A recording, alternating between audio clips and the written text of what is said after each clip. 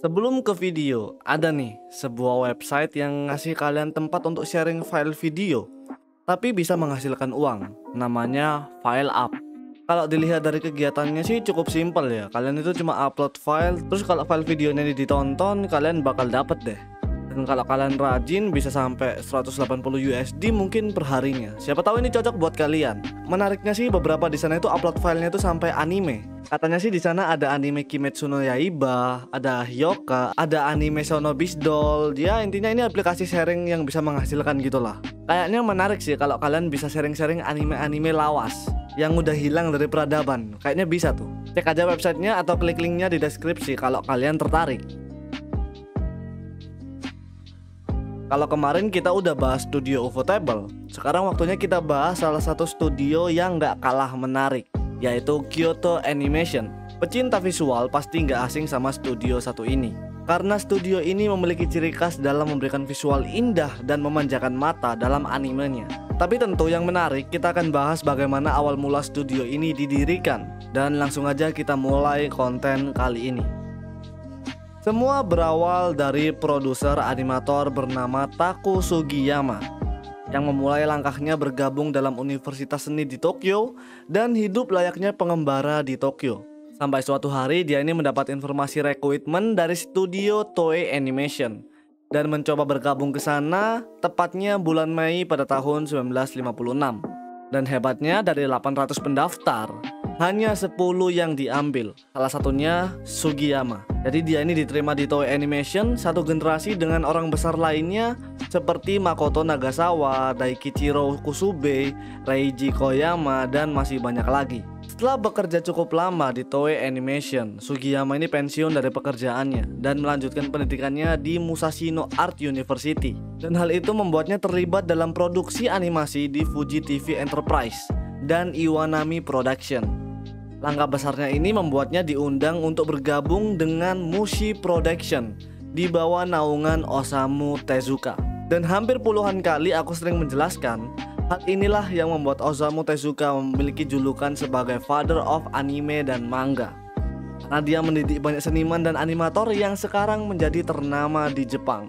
Nah, di Mushi Production ini Sugiyama ini terlibat dalam banyak proyek. Salah satunya proyek besar Osamu Tezuka yaitu Astro Boy. Dan di sanalah awal mula Sugiyama ini bertemu dengan seorang wanita bernama Yoko, dimana dia ini juga bekerja di bawah arahannya Osamu Tezuka dan menjadi rekan kerjanya dengan Sugiyama. Tapi karena Mushi Production saat itu bangkrut, akhirnya hal inilah yang membuat Yoko dan Sugiyama ini keluar dari Mushi Production. Dan di selang waktu inilah Sugiyama ini menjadi penulis buku untuk mengenalkan animasi dan sejarah animasi kepada Jepang. Dan Yoko menikah dengan pria bernama Hideaki Hata dan menjadi ibu rumah tangga bersama suaminya. Tapi menariknya, tetangganya Yoko ini meminta untuk mendirikan sekolah animasi di daerahnya. Dan Yoko ini mulai mencari koneksinya, sehingga dia dapat membuat sekolah animasi dibantu dengan Daikichiro Kusube sebagai presiden dari Shin-Ei Animation, dan juga dibantu beberapa rekan lainnya seperti Sugiyama. Dan akhirnya hal itu yang membuat Yoko ini mendirikan sebuah perusahaan baru, yaitu bernama Kyoto Animation Studio. Hal itu disebabkan karena tempat tinggal Yoko ini berada di Kyoto, dan mulai berganti menjadi Kyoto Animation saat suaminya yaitu Hideaki Hata menjadi presiden di sana. Dan itu terjadi pada tahun 1985. Dan Kyoto Animation mulai semakin membesar karena bantuan investasi dari Tatsunoko Production, atau sekarang dikenal dengan studio bernama Production IG. Dan di sana Sugiyama ini bekerja sebagai pengatur dalam akuntansi perusahaan bersama adiknya Yoko. Dan juga Yoko dibantu oleh Hiroshi Osaka sebagai orang yang membimbing karyawannya. Di tahun 90-an, Kyoto Animation bisa dikatakan tidak terlalu besar. Sebagian besar pekerjaan Kyoto Animation ini berasal dari proyek gabungan dari studio Shin-Ei Animation.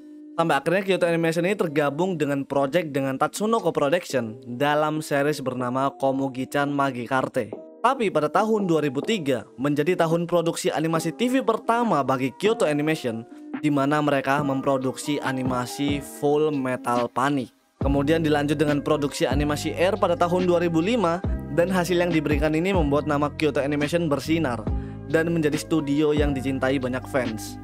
Dan hal itu membawa Kyoto Animation dalam produksi series yang cukup besar, yaitu Clannad.